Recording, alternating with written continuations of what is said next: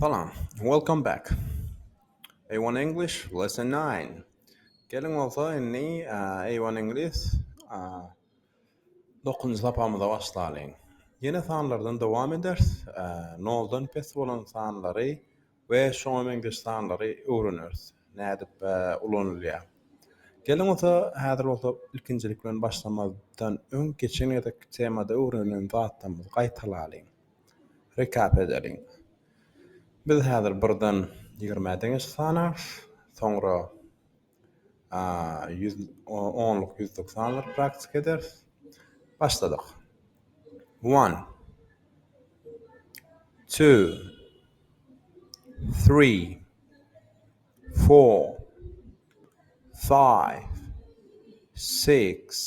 5 6 7 8 9 10 Birden 10'u sanadyk.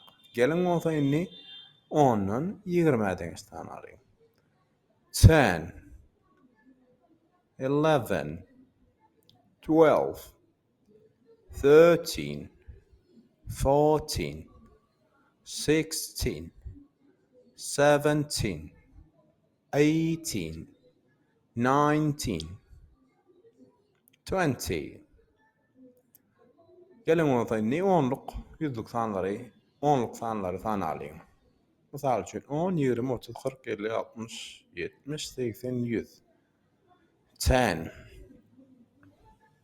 20 30 40 50 60 70 80 90 100.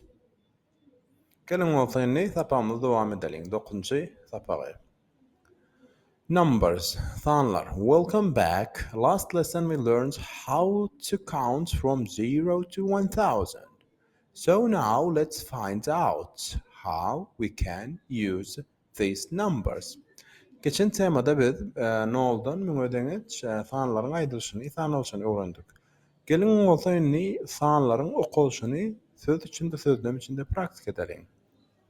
Decimal point. Decimal point olanda noldan pes olan sanlary aýdylýar. Mysal üçin praktikada häzir görürsüň. Decimal points are used when a number is lower than 0 or a number has part of a whole number includes.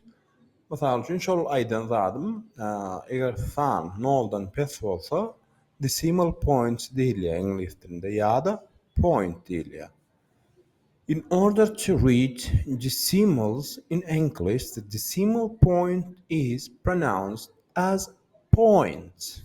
Decimal point diýilýär ýa-da point diýilýär. Noldan pes bolan sanlara okulanda.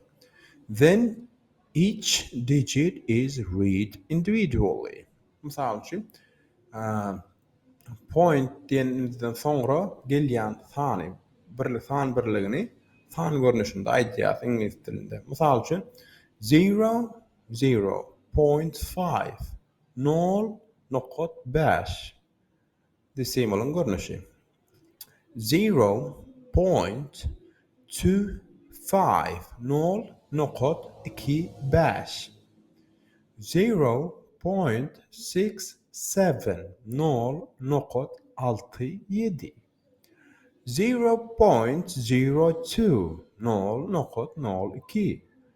0.5673 0.5673 3.34 3.34 3.34 beýdidigi san 4'e ýeten ok.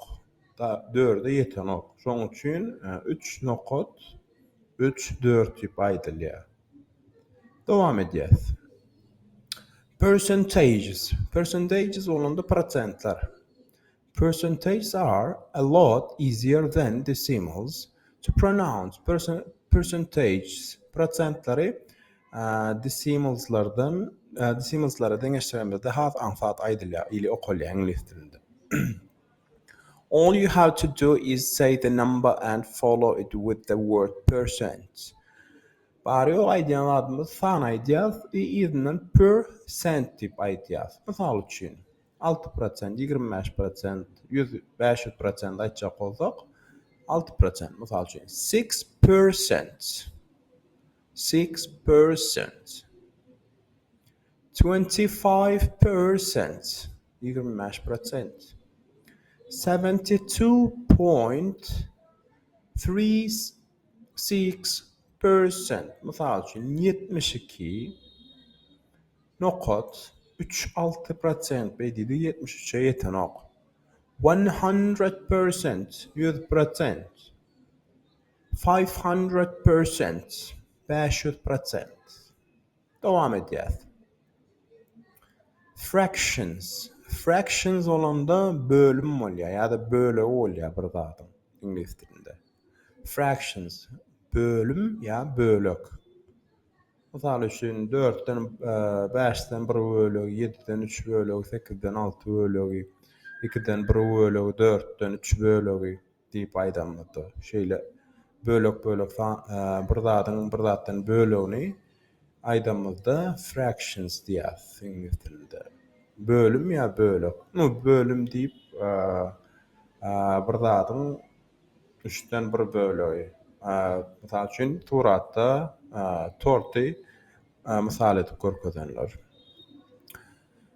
Fractions are read using the cardinal numbers for the numerator and ordinal number for the denominator. Fraction numberları aydamada, fraction sanları aydamada bunları cardinal numberları ve ordinal numberları bilen hesaplap aydıp bölýändir.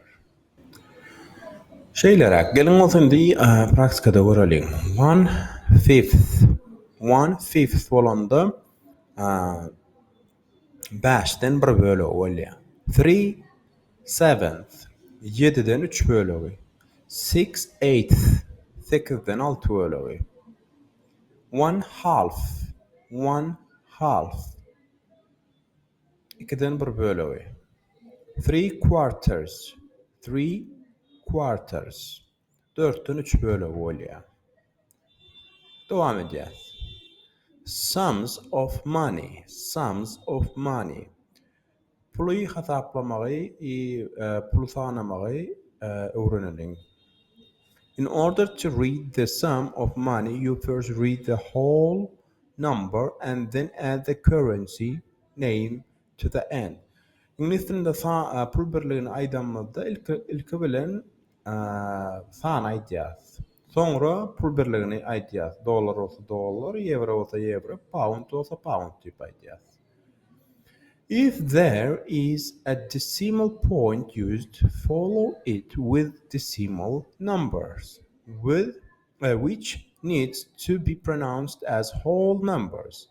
And if coinage has a name in the currency, add that word at the end. Misal üçün, pul birliginin sonunda neme tenge olsa, diýeli 5 manat 50 tenge. 5 manat 50 tenge. İngiliz dilinde aydamada şoňa bir zat birine satyn alsak, şu produktaň bahasy 5 manat 50 tenge bolsa, İngiliz dilinde aydamada 5 manat 50 tenge deyip aýdylýar. Başka pul birliklerindäki misallara seredelim. $30, $30. 65 euros. 65 euros olanda 65 euro. 101 pounds. 101 pound. $55.55. 55 dolar ve 55 cent. 32 euros 76. 32 euro 76 tenge ثوالي 10 pounds 50 coins مثال üçün 50 pound 50 pound 1 pound 50 tenge وليا نقط وات 10.50 10.50 شو tenge folk ياندر تبعي أنميرة يتناق دوام الدياث measurements ölçü ili ölçüler. When pronouncing any measurement, just read out the number and follow it by the appropriate unit of measurement. Ölçüler aydamda birdadyň ölçügi su bolup biler, ýa-da un bolup biler, şeker bolup biler, ýa-da metr, kilometr, uzynlyk. Şolaryň okulşy şu screen'de öwrenir. Mysal üçin liter. 2 liters. 2 liter. 2 liters. 5 teaspoons. 5 tane çay loşka. 3 teaspoon. 3 çay loşka. 120 meters. 120 metr. 25 kilometers per hour. 25 kilometre her saatte. 6 feet. 6 feet. 6 feet sonunda feet sözünün manisi Türkmençe perewod edemizde, arasy Türkmençe perewod edemizde ayak adam bolup gitýär. 6 adam.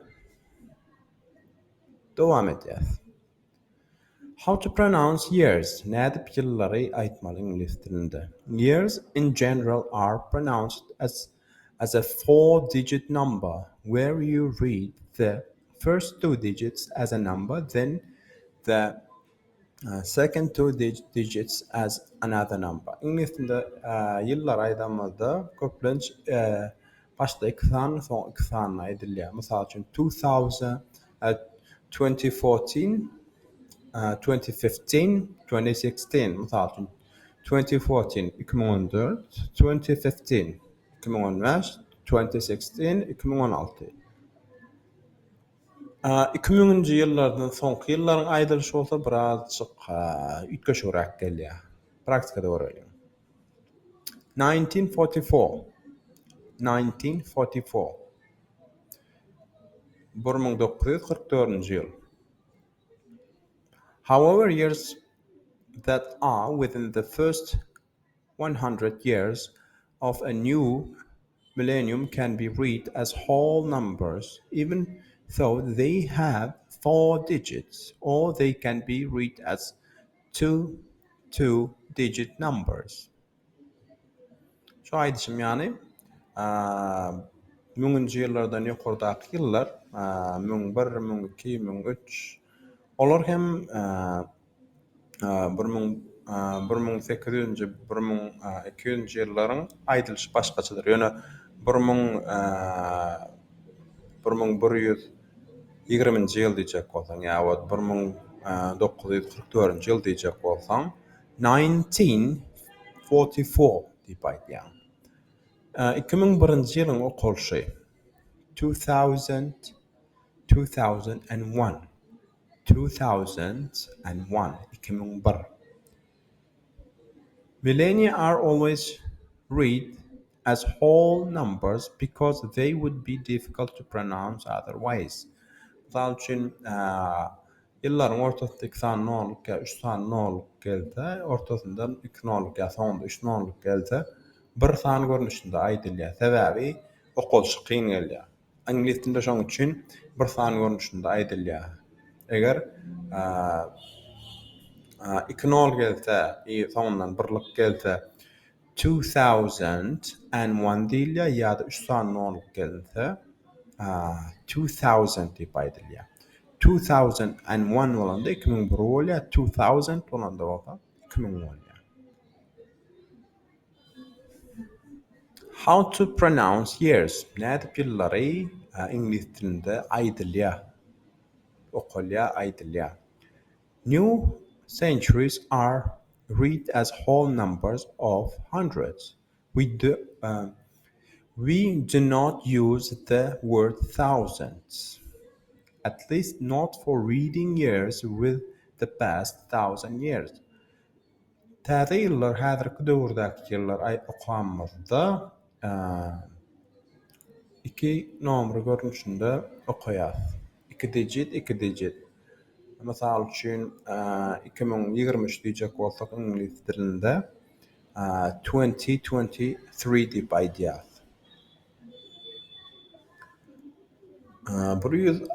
1600-nji ýyllar İngiliz dilinde okalşy. 1600s.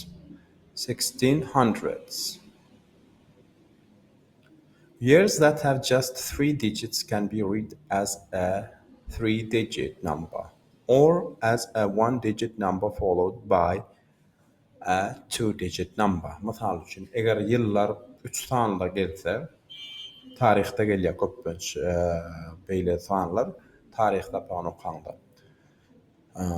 866 or 866 diýip aýdylýar. Ýene bir ýerde 866 866 or 866 866 diýip aýdylýar. Years that are 2-digit number are read as a whole number. Eger yıl bari o 2 san olsa, 2 san görnüşinde aýdylýar. 25. You can precede any years by the word the year to make your meaning clear, and this is common for 2 and 3-digit years. Mesela üçün 3 sanly 2 sanly 3 sanly yıllar aýtjak bolanda köpler düşünmeýär. Şoň üçin öňüne the year diýen sözi goşup bilersiňiz. The year 25 or the year 866 diýip aýdyp berýär. Mesela üçin bir historia ýa-da bir internette okan zadyny aýtjak bolsaň, o geçmişde the year 25 or the year 866 diýip aýdyp berýär. Years before the year O or 0 are followed by BC, pronounced as 2 letters of the alphabet. Köne döwrüň sanlary, ili köne ýyllary aýtjak bolsaň, nola derek BC sözüne aýdyp bolýandyr. 25-nji ýyllar ili 800-nji ýyllar o çoňa BC sözüni hem goşup bolýandyr. Nolu gawat gelende. BC sözüni ýalňyşdym. BC sözüni köplenç köne ýyllara, biziň döwrümizden öňki ýyllara, 1-nji asyr, 2-nji asyr, 1-nji asyrdan öňki ýyllara 2000 bizde şu wagt biziň hasabymyz boýunça 1-nji ýyldan daýy 2023-nji ýyl aralyk düşünýär, dogry dämi? Mysal üçin şu ýyllardan öňem ýaşaýyş bolupdyr ýa ýene bir zat bolupdyr diýip gürrüň berjek bolsaň, before our BC. Biz bolmamyzdan öň bolan waka diýip BC sözüni goşup bilersiňiz. Biziň hasabymyz boýunça 1-nji ýyldan ta häzirki wagta deňe hasaplansa 2023-nji ýyl aralykda ýöne ondan kim näme bolanyny bilenok ýöne diýeli bir BBC kanal gördüňiz. BBC kanalda şonuň ýaly исторический или археологический zatlary gurrun berýärler. Şonda biziň asyrlarymyzdan öň bolan şunuň ýa zatlar bolupdyr eken diýip aýdanlarynda toşna ýylyny bilenoklar ýa-da biziň eramyzdan 10.000 ýyl mundan öň plan zat bolupdyr diýenlerinde BC sözüni kullanýar. Dowam edýär. Recap. Praktik edeliň okan zatlarymyzy. 20 2014 2014 bo'landa 2024 bo'ldi. Or 2014 ya da 2014 2008 2008 2000 2000 1944 1944 1908 yine oraya ait yani 1908 1908 Переводы yöne Türkmençe aytamızda 1908 yıllar praktik etýändir. Yılların okulşuny. 1900 1900 1600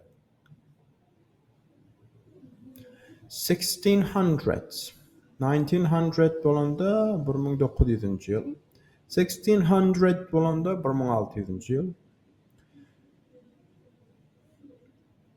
1256 1256 Kabul waýdandyr.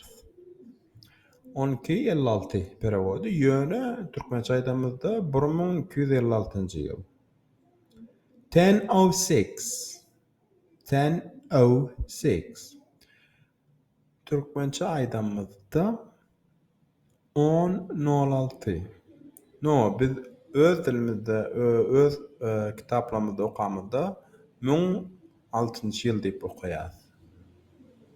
İngiliz dilinde bolsa 1006 diýilýändir, 1006-njy ýyla. 866 866 or 866 866-njy ýyllar.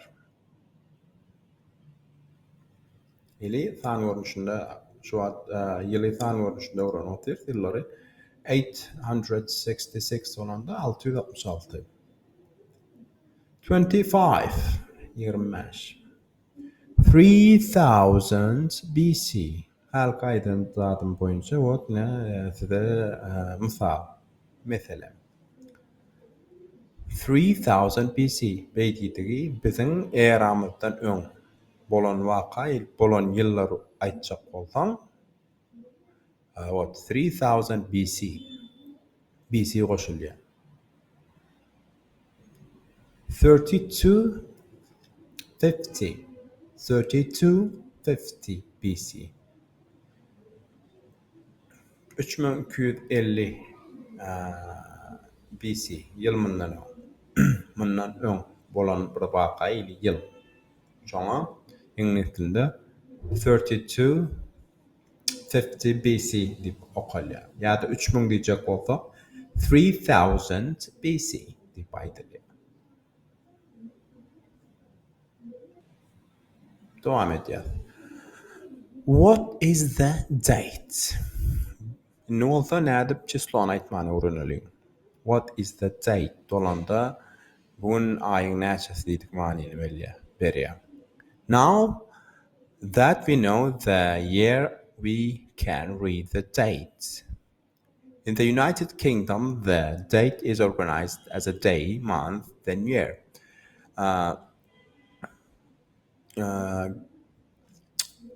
London'da, Great Britain'da, ýa-da United Kingdom'da. Masal üçin Angliýada ilk bilen gün, day, month, ay, soň year, ýyl aýdylýar. For the day, we use ordinal numbers, then we split out the month. Then, using number, dates, the months are organized. 1, 12, as in January to December. And then the year is pronounced as we have previously learned. Misal üçün ingliz tilinde birinci günler ili gün, day, sonra ay, aylar, month, soň yıl, aýdylýar. Misal üçün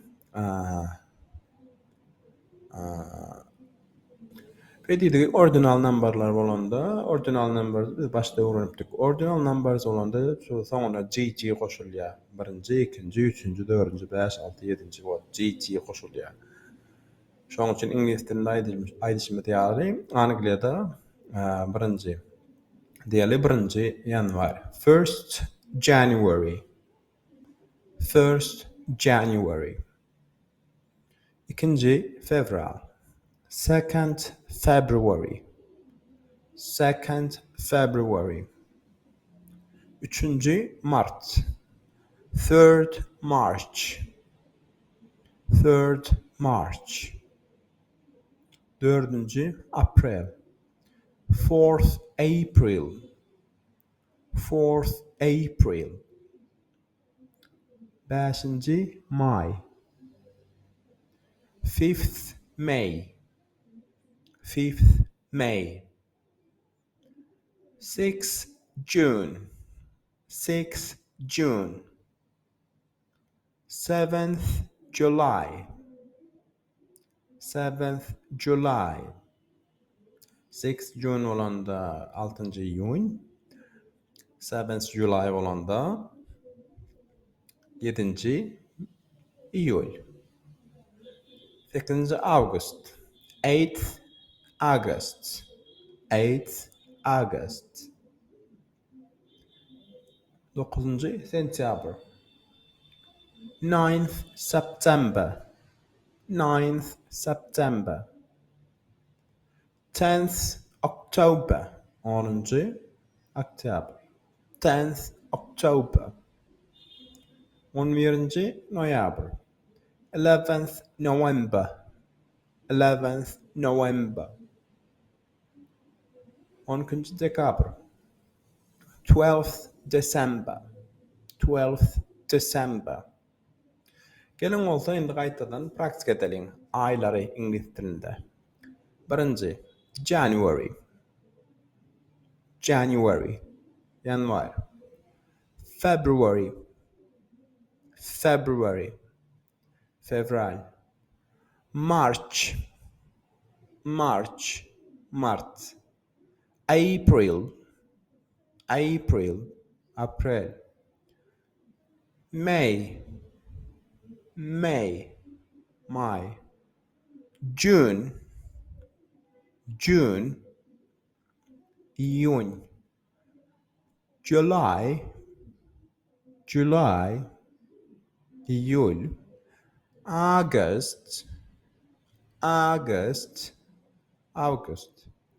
September. September. September. October. October. October. November. November. Noyabr. December. December. Dekabr. Devam edeceğiz. Gelin olsa indi what is the date barada öğrenelim. What is the date olanda bugünkü çislo ay yıl misal üçün example misal üçün 19th of July 2009 misal üçün 19th July iyul 2009 yıl. Yine oraya gidelim. 19th of July 2009. Eğer yıllar 2000-nji ýyldan ýokardaky yıllar bolsa, 2001, 2002, ta 2023 teňeş gitse, 2000 ýalňyşdyk, 2001-den 2009 aralykda bolsa, and 9, and 1, and 2, and 3 goşulyp gitýändir. Egerde 2000-den soňky ýyllar bolsa, onda şeyle okolya. Dinle.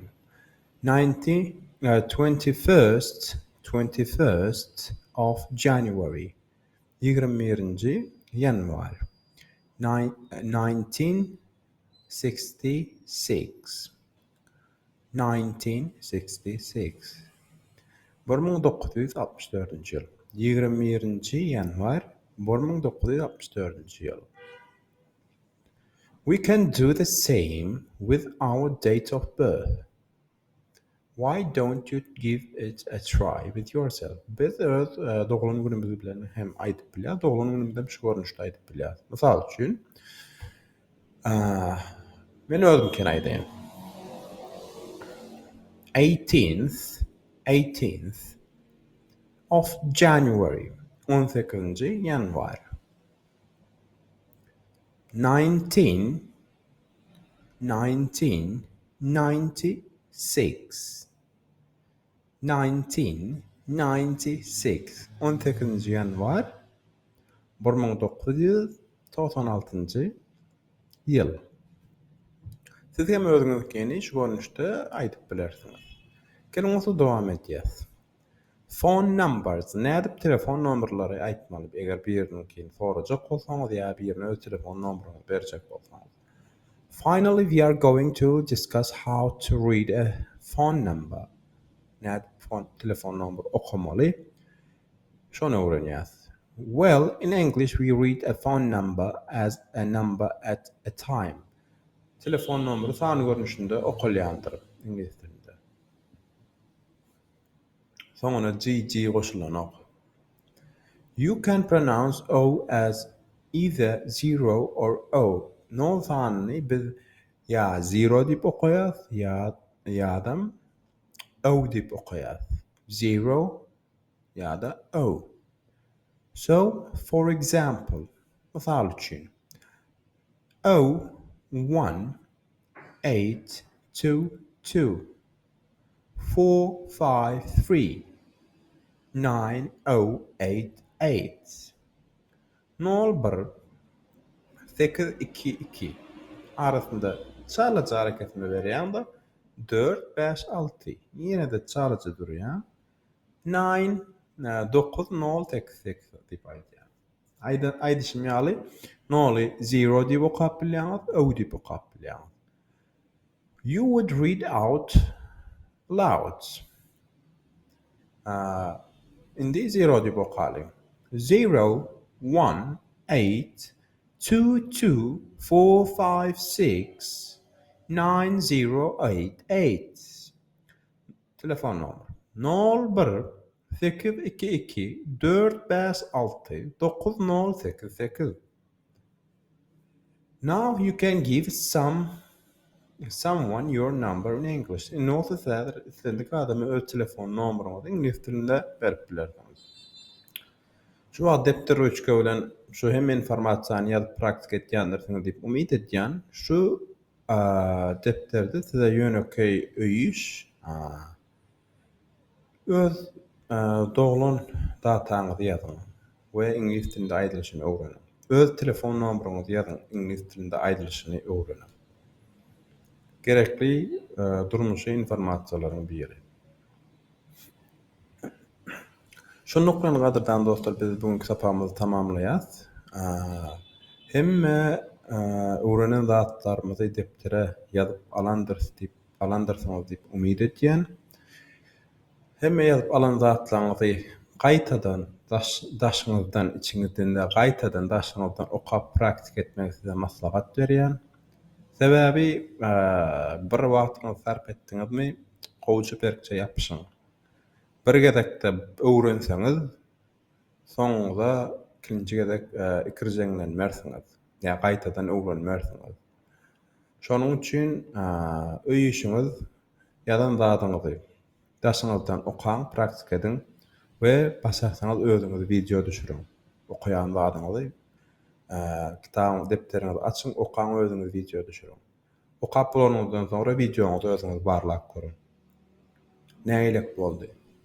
Eger gowşak görseňiz, gaýtadan ýene praktik ediň. Gaýtadan sapa görüň, okaň, öwreniň, diňläň her bir ingilis dilinde aýdylýan zatlary Siz hem özüňiz daşyňyzdan aýdyp praktik etjek boluň. Pauza basyp diliňizi ýenjiň. Ýazyp alyň, gaýtalaň, ýazyp alyň, gaýtalaň. Sebäbi islendik wagtda öwrenemizde ýazyp, diňläp, gürläp öwrenýäs. Şu üç biz öz öwreniş sistemamyzda şulaň üçsini hem ulanýandyr. Size de hem maslahat. Şu maslahatlary ýazarlaň. Sag bolun, salykda görüşelim. Bizi internetde ýazarlamagy ýatdan çykarmak we biziň postlarymyzy paýlaşmagy ýadyňyzdan çykarmak. Bye bye.